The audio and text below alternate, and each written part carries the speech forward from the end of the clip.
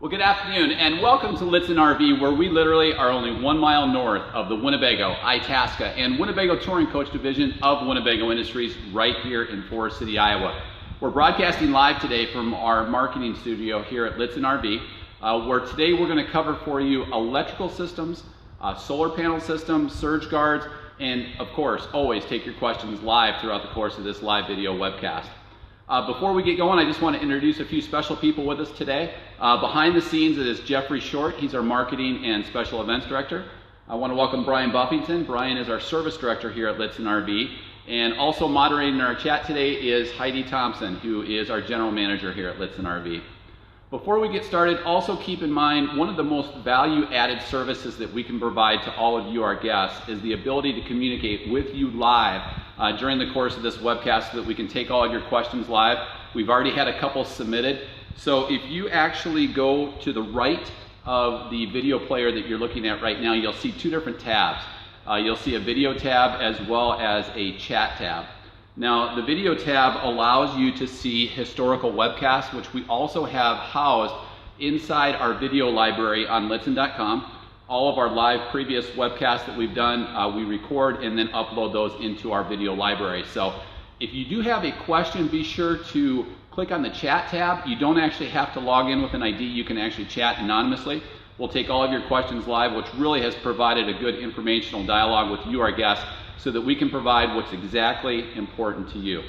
Also keep in mind that this type of a live setting we can actually do in the comfort of your own home or office with a partner or a spouse from anywhere in the world. We can conference in if you're in two different locations, and literally with our factory trained sales consultants on any of our in-stock RVs, we can actually walk out to our facility or broadcast live from our studio to provide a nice interactive live presentation from the comfort of your own home or office on any of our in-stock RVs.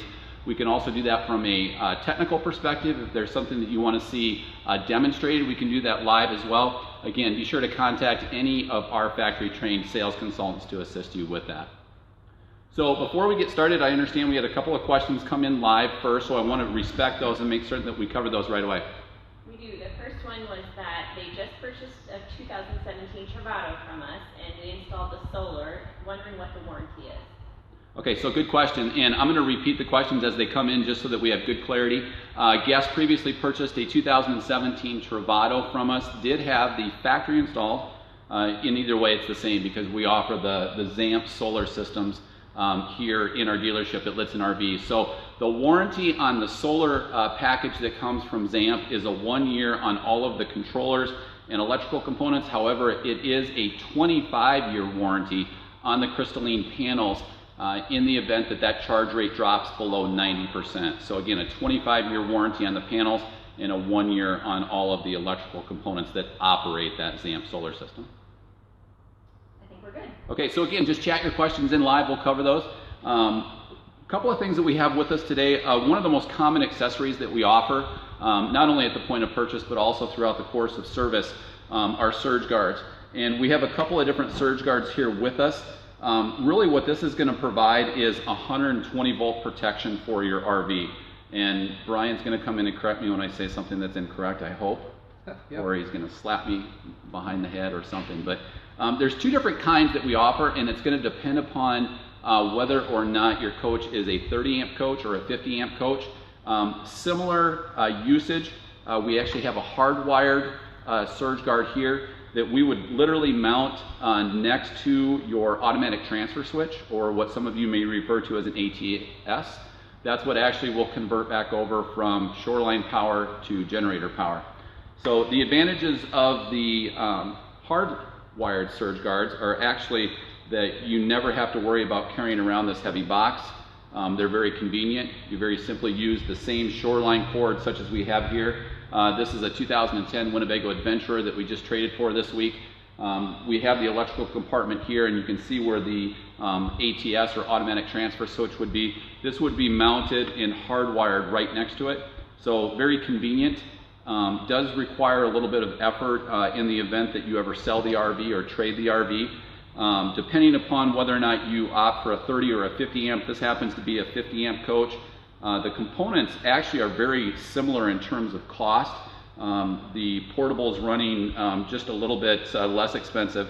The components for the hardwired run around 260 to 400 depending upon whether or not it's 30 amp or 50 amp, and then we can install that and hardwire that for you here in the store. Runs just a hair under 500 or just a hair over 500 depending upon whether or not you have a 30 amp coach or a 50 amp coach.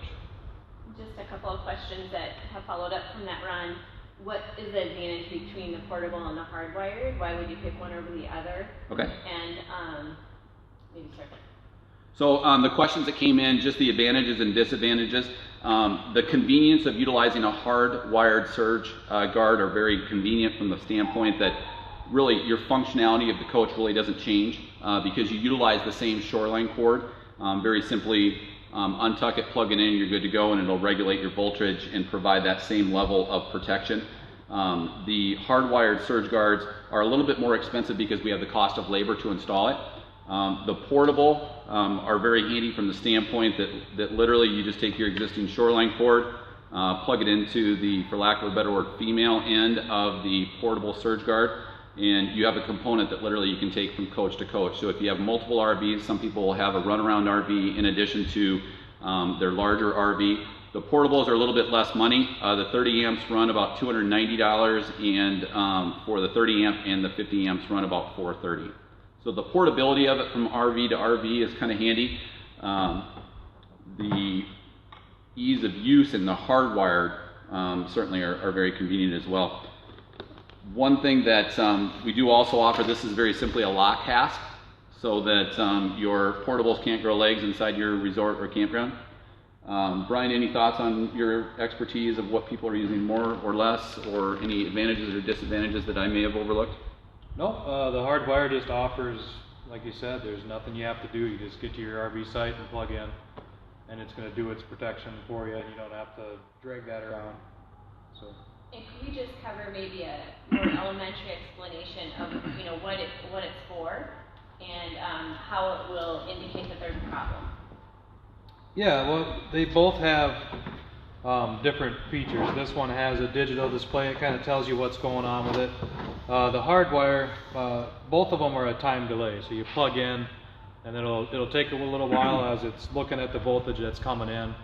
It's measuring for a few different things. It's going to protect you from low voltage.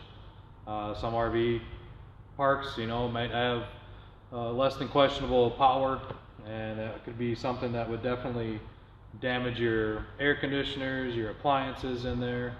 So it'll protect you against low voltage as well as high voltage.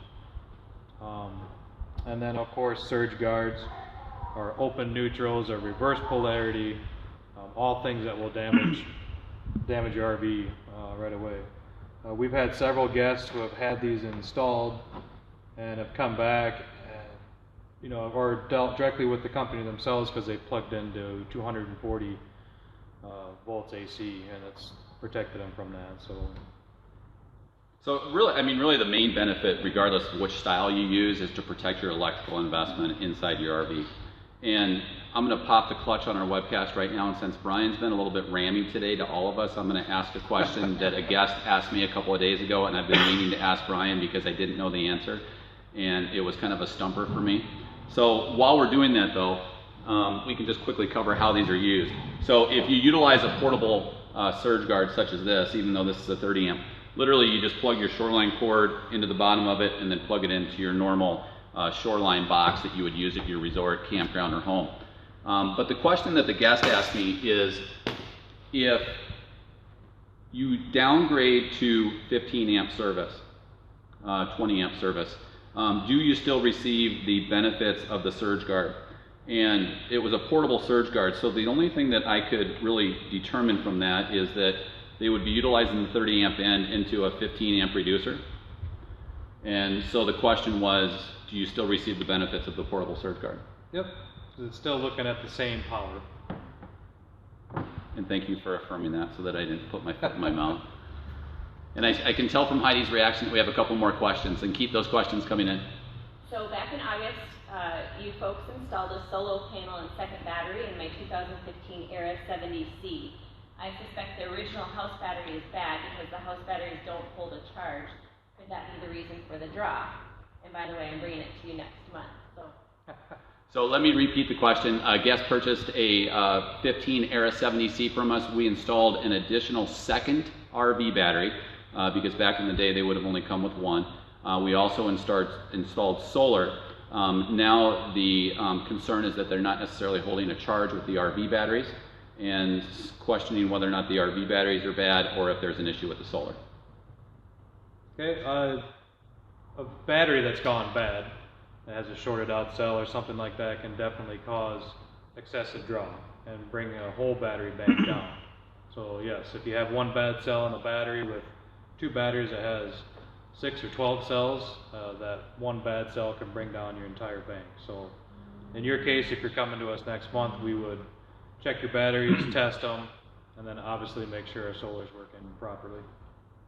And really good question, and because if they're not necessarily holding the charge, obviously they're not getting the charge either from your alternator off of the van itself, from Shoreline Power through the converter charger, or from the ZAMP solar system that we would have actually installed for you. So if they're not holding a charge, the first thing, as Brian mentioned, we're going to do is we're going to test for the actual batteries themselves. Okay, and a follow-up question, does the power management module have a surge protector built into it? So just to repeat the question, Brian, you can jump in and cover it, and then I'll cover a couple of other aspects. But wanting to know if the energy management system inside the RV actually has built-in surge. Does not.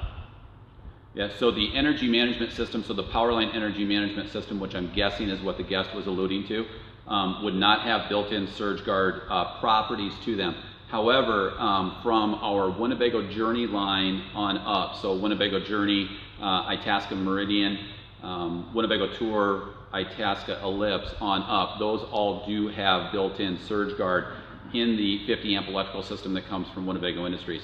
And that varies a little bit from year to year. So if you have a specific coach and you want us to research that for you, we certainly can. But also just knowing that going forward, the Journeys on up in the diesel pusher line come from Winnebago with built-in surge protection. Next question is, why is the surge protector an option? It seems it should be built into all quality RVs. Is it to lower the RV price or just so the dealer can sell the accessory? Yeah, so good question. Question is, if it seems like such a necessity, why isn't it standard?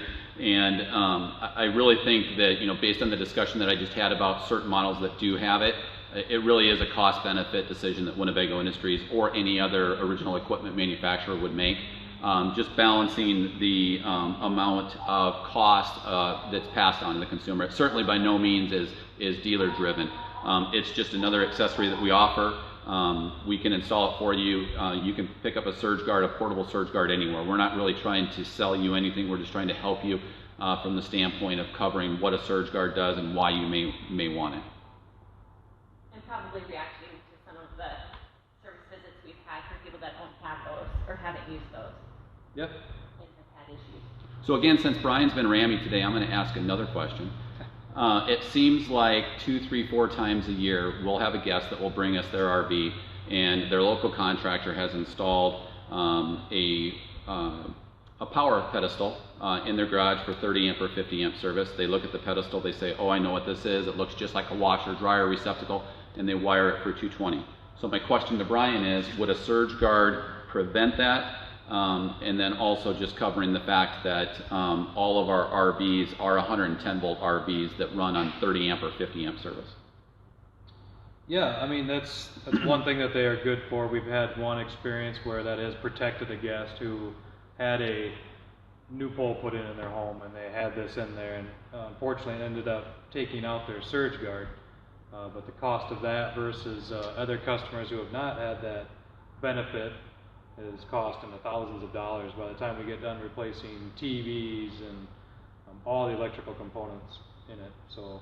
And we do help a lot of international guests, and that question is one that we often get, is whether or not our electrical systems are 220 or 120 volt. All of our electrical systems are 110 volt systems with 30 or 50 amps worth of stuff, as I always put it, that you can actually control based on whether or not you're plugged into 30 or 50 amp service.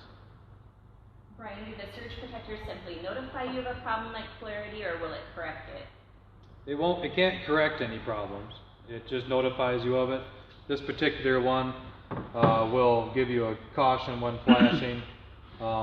it'll give you an indication that there's a issue there, and at that point, that's something that you would need to contact an electrician on, whether it's your home or something that you would contact the campground manager or resort manager to try to figure out. It will not correct the problem, it just cuts the power out, so it's not going to cause a problem in your RV. One thing that's also available with these, and I know, Brian, we've done a few of these, we can also install remote panels for these so that you can actually see what's occurring with your electrical system inside your RV. That's kind of another accessory that you can add on to this. With the portable surge guards, the actual display is embedded in the surge guard itself. So the digital display is actually right at the top of that portable surge guard. Does the surge guard have an expected lifetime? Will it ever wear out? Yeah, so the question was, does a surge guard actually have an expected lifeline, or can it potentially wear out? Brian, what has your experience been? It's probably a better question for you because you see such extended time frames. Yeah, the only real times we've replaced them is when they've either been improperly installed or have seen where it's protected to coach, with whether it be 240 volts or something else. I've replaced very few of them due to them wearing out. And there are a lot of different models. We utilize the TRC brand through the power protection systems that they offer. Has been a real proven brand for us. Again, that's a TRC brand. Brian, any others that you've seen over the years that guests should look out for? No, not that I've seen. Pretty good website to educate yourself on some of these things is very simply surgeguard.com. That's a TRC website that has a lot of the different types of things that we're talking about today. So we're all caught up on questions. The other thing that we wanted to briefly touch on, because I think this will open up a plethora of questions, is solar systems. We install a lot of solar controller chargers in a lot of RVs. We had one very specific webcast where all we covered were solar systems for RVs, solar charging systems. We here at Lichtsinn RV, as well as Winnebago Industries, use the ZAMP brand. Proven warranty, great people to deal with, great service. Heaven forbid if there is an issue. Not because we're particular to any person, but just because of the service that we've received from that company. So again, if your question's not covered today, or if you want to learn more about solar, again, we have that video archived in our video library on Lichtsinn.com. It's in the About Us section. You can actually see the video library for the webcast that we've done. We're starting to do a little bit more solar, primarily because we now offer so many RVs that are fit for particular purposes other than sitting around the campfire and going from resort to campground. So we see a lot of different purposes that people are utilizing RVs for now, whether they be mobile offices, going off the grid, for a variety of reasons. So we do a lot more solar than we've probably ever done, keeping in mind that the whole benefit towards solar is very simply one purpose and one purpose only, and that's to refuel your 12-volt system. You won't be able to run additional appliances longer unless you tie those into an inverter, which will allow you to run those electrical systems off of your RV batteries. Keeping in mind the goal of solar is very simply to refuel those RV batteries. So we'll take any questions that you all have on solar systems, solar controller chargers.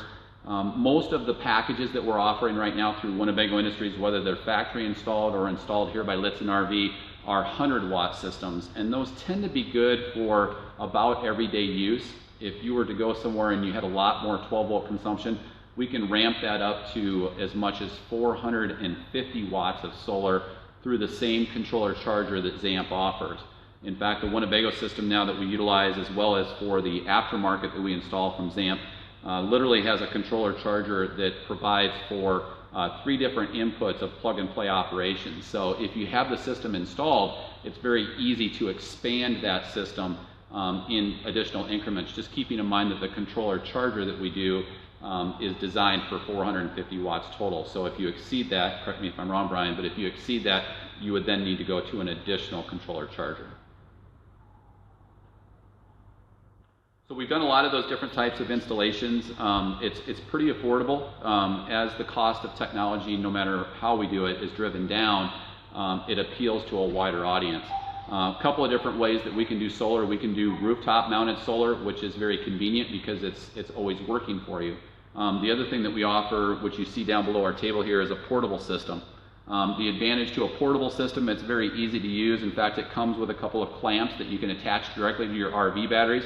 The controller charger is mounted on the back of the panel itself, so there's no other installation. I mean, it's a perfect tailgating machine. It's a perfect machine for adding to an existing RV, because very simply all you do is clamp it down to the 12-volt battery and point it towards the southern sky and get a good direction, and you're off and charging your 12-volt system. Few questions. What's involved in changing from AGM to lithium-ion batteries? Yeah, it's a good question. We've done that here.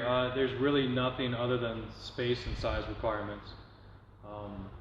And depending on the type of RV you have, looking at the controller or the solar panel setup, but it's very similar.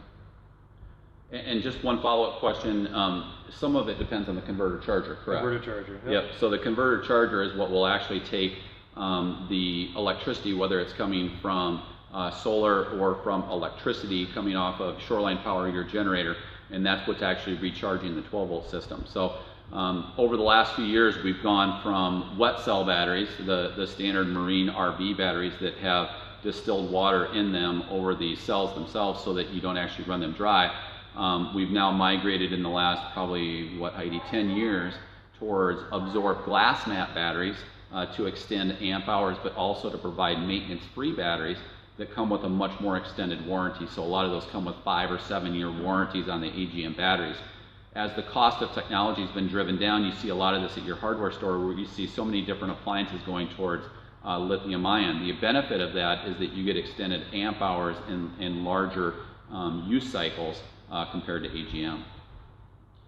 How would you know if your existing solar could handle more panels, or your existing controller? Okay, we'd have to look at the controller itself. Usually, I believe the controllers that are going in Winnebagos right now are 40 amps. And so it should say that on the back of the panel, or we'd have to look at the model number, cross-reference that with the vendor, and see where they're at. And so really, correct me if I'm wrong, Brian, but that amp charging cycle then is also what is correlative to how many watts you can actually put on for charging light. Correct. Right. And most of those are 30 amp, correct?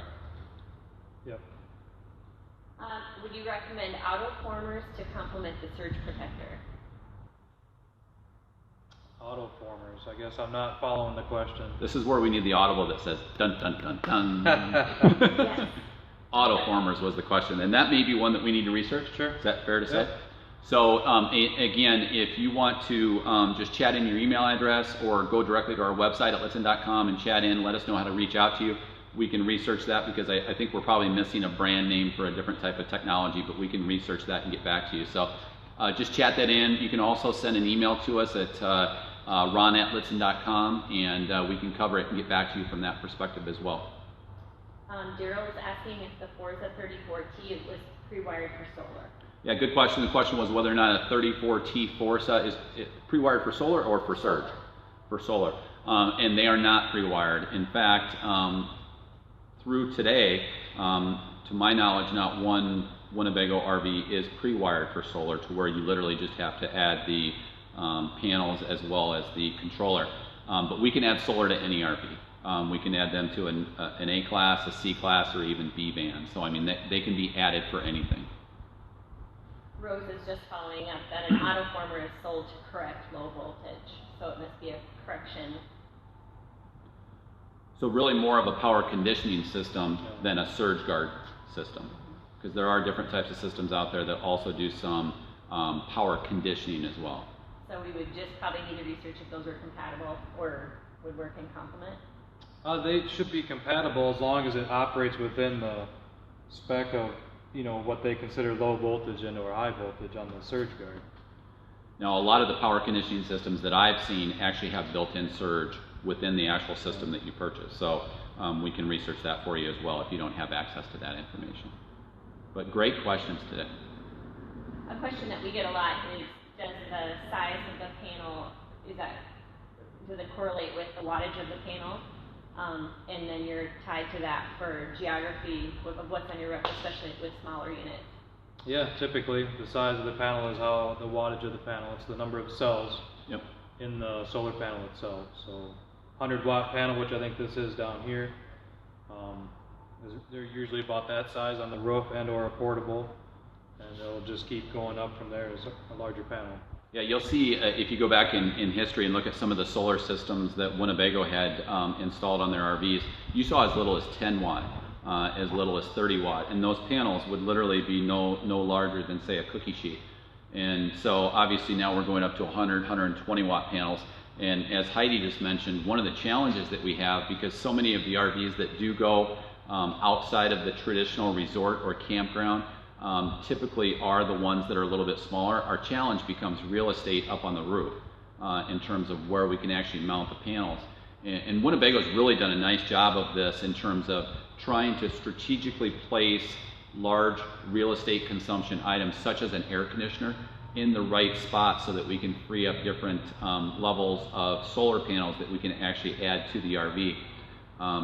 You can go from one extreme of having literally as little as 10 watts to, you know, we had a guest one time install over 600 watts on a B-van, and the way that they did it is they actually had panels that were on the sidewalls of the B-van that were hinged so that they could then tilt and pan those solar panels. So then you balance the cosmetic look as well. But that was very important to that guest that they could stay out in the middle of nowhere. Another good reference tool in terms of looking at how much charge output you have, we did a 4-day test, and it's a video that we actually have in our video library. It's also a video that we have as the second playlist video on our Travado 59K, in which we took one of our 59Ks out to the middle of our lot, left it in isolation with the only appliance running being the compressor-driven refrigerator. We went 4 days until we finally just stopped the experiment because the refrigerator didn't change from 37 degrees, and we had some very overcast days. So that's a perfect setup that Winnebago has set up for the compressor-driven fridge to pair that in with a 100-watt ZAMP solar because that does run off of 12-volt electricity. So we didn't have the RV plugged in, we weren't running a generator, and it stayed at 37 degrees over the course of an extended weekend. We went 4 days and it stayed at 37 degrees, and I think most of the voltage that we saw was around 12 volts the entire time. So I mean, it was a great test. And again, if you want to watch that video, we just did some excerpts of coming in and out every day. Again, it's the second playlist video on our Travado 59K on our new RV page. It's also housed in our video library.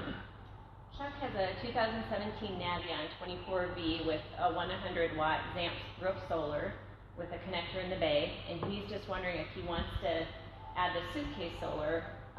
Does he need another controller, or does he just need to buy the portable unit? You could just buy the portable unit for that. And we've tried them with the. I'm sorry. No, go ahead. We've tried it. I've tried it. I've experimented out here in our lot with this panel on a unit that has a controller in it, and this panel here has a controller on it, and they worked well together. I think as you increase in size, you're going to want to have a panel without a controller. But in the event you have a panel already with the solar controller on it, it will work with the plug that you have. Yeah, so the setup in the Views and Navions that I believe Chuck mentioned, right? Yep. Mentioned, the way those come from the factory in terms of what that option is it's a 100-watt panel up on the roof with 3 ports that are up on the roof so that you can plug and play additional panels. Those expansion packs are very affordable. They're only $557 for a 100-watt expansion pack. They can actually be mounted by the owner up on the roof.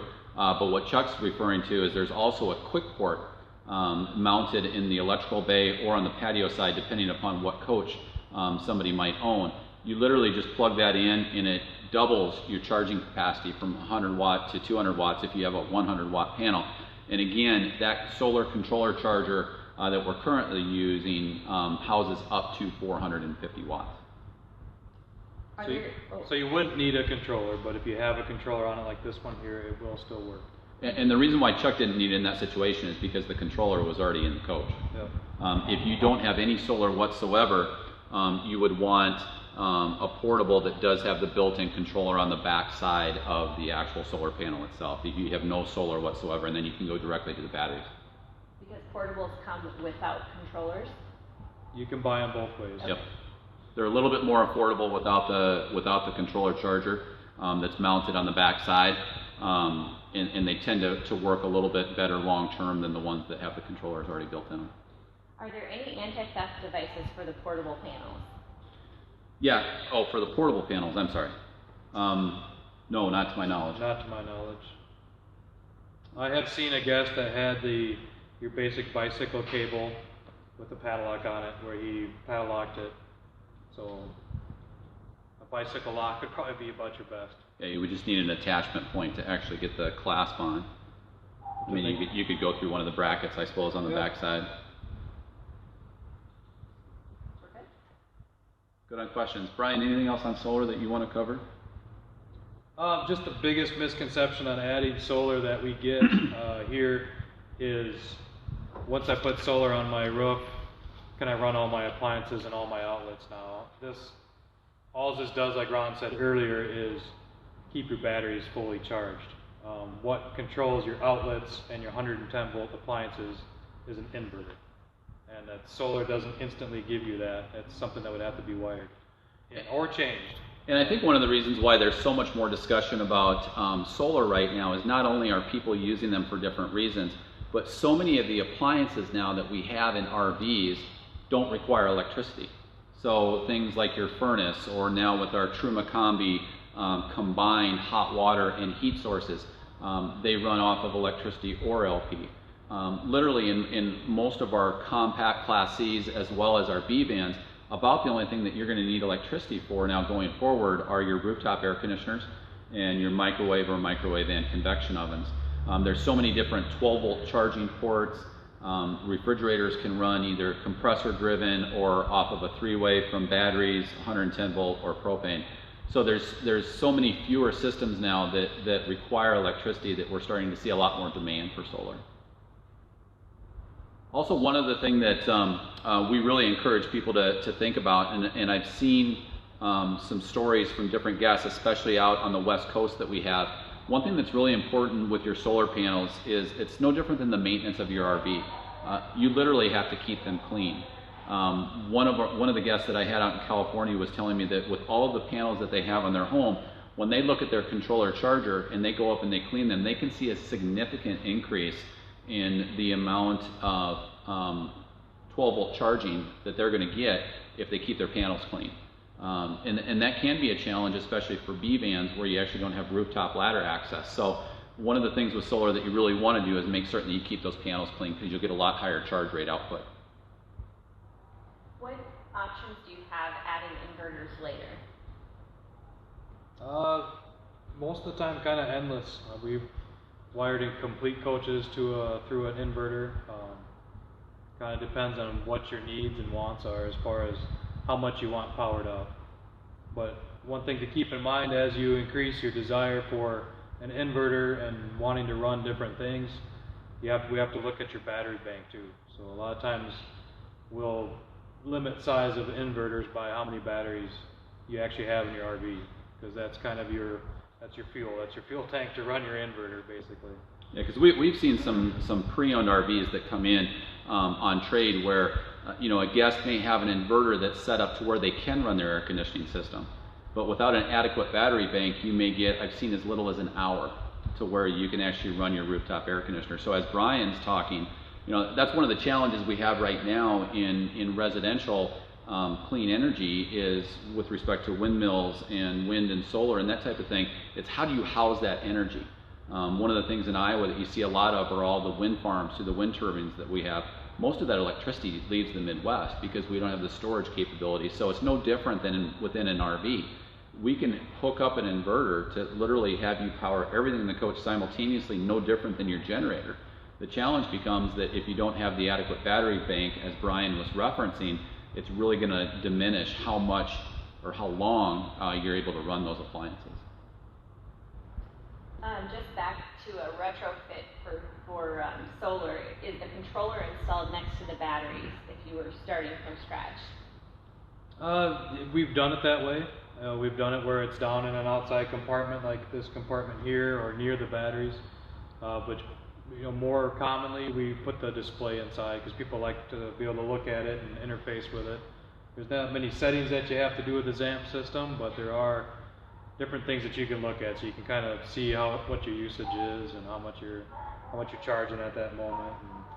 And one thing about the ZAMP systems that we use, those are also multi-stage converters from the standpoint that once your batteries do get fully topped off, they'll go more into a maintenance mode. So those are multi-stage, just like you see many of the Progressive Dynamics multi-stage converters that we utilize throughout the entire Winnebago lineup.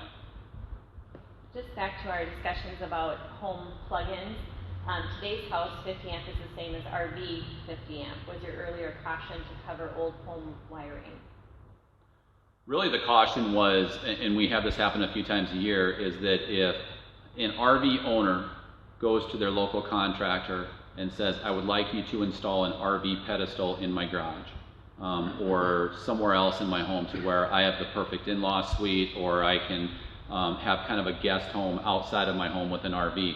Just ensure that whenever that contractor does wire that they wire it for 110 or 120 volt, not 220. Because the 30 amp plugs or the 50 amp plugs will look very similar to what you find for a washer dryer, and they just assume that they're 220. Or that there isn't an existing plug in a garage that you assume fits into. Yeah, and that's a very good point, because we've also had guests that have plugged their RV into electrical outlets that are designed for arc welders or for different types of appliances to be run off of those, thinking that they're safe for their RV, and they're probably not run for 110 or 120 volt, they're probably run for 220. Correct. I mean, if you measure on a 50 amp surface like this cord down here, if you measure across the two hot leads coming in, you will get 240 volts. Right. But if you measure from each hot lead to neutral or ground, you're only going to have 120 volts. So that causes some confusion, but everything in an RV in a 50 amp coach is 120 volts. So great questions today, and again, if you have additional questions, we do have a 24/7 chat on our website throughout all of the pages throughout, not only within parts service but also on the sales side of our business. Great questions, so if you have additional questions, be sure to chat those in. Also, you can submit a request for information just by filling out any of the forms on our website for additional follow-up. But also keep in mind, this same type of a live setting as you've seen with our previous live webcast, we can do from the comfort of your own home or office. Wherever you're at throughout the world, we can literally go out and demonstrate whatever you'd like to see or walk you through an entire RV with any of our factory-trained consultants here at Lichtsinn RV. And again, I want to thank Jeffrey, Heidi, as well as Brian. Brian's our service director here at Lichtsinn RV. Thank you for joining us today in our live webcast where we covered surge guards, electrical systems, solar panel systems for your RV right here at Lichtsinn RV, where we're only 1 mile north of the Winnebago, Itasca, and Winnebago Touring Coach Division of Winnebago Industries right here in Forest City, Iowa.